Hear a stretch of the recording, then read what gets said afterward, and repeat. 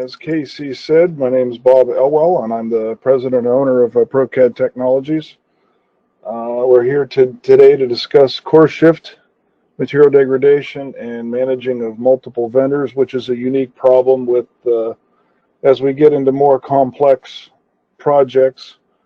Managing the people and the processes become more difficult, and this is a project that we worked on a few years ago. Oops. As we said before, my name is Bob Elwell, and I'm the owner of a small engineering firm in Erie, Pennsylvania. We specialize in product design, mold design, computer simulation, and we specifically focus a lot on plastics and using Moldex3D. We work with all kinds of different customers, from OEMs, molders, tool shops, and anybody in between. And we kind of have a unique niche, solving problems that a typical toolmaker tool shop combination or maybe an OEM doesn't have the experiences and skills to solve. A brief outline of this project: we want to talk about the vendor involvement and how the vendors worked with each other, go into more detail of the core deflection issues that we found and the material degradation that they saw.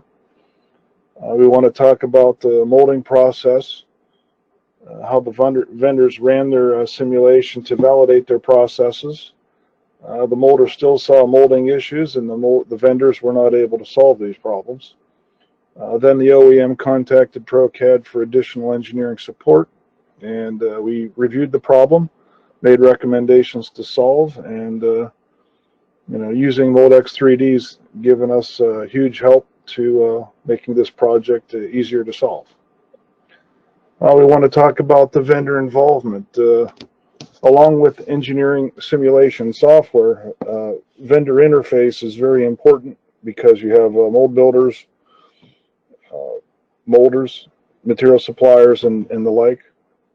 You have to combine all these different kinds of people to come up with a good solution for the end customer. To go through this list of things that we had to solve, we wanted to start with looking for signs of material degradation near the gate. The core shifting in this project was about 50 thousandths.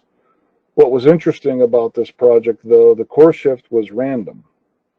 It went in multiple different directions, so that led us to believe that maybe it wasn't shear thinning and gate imbalance issues that typically occur in products like this.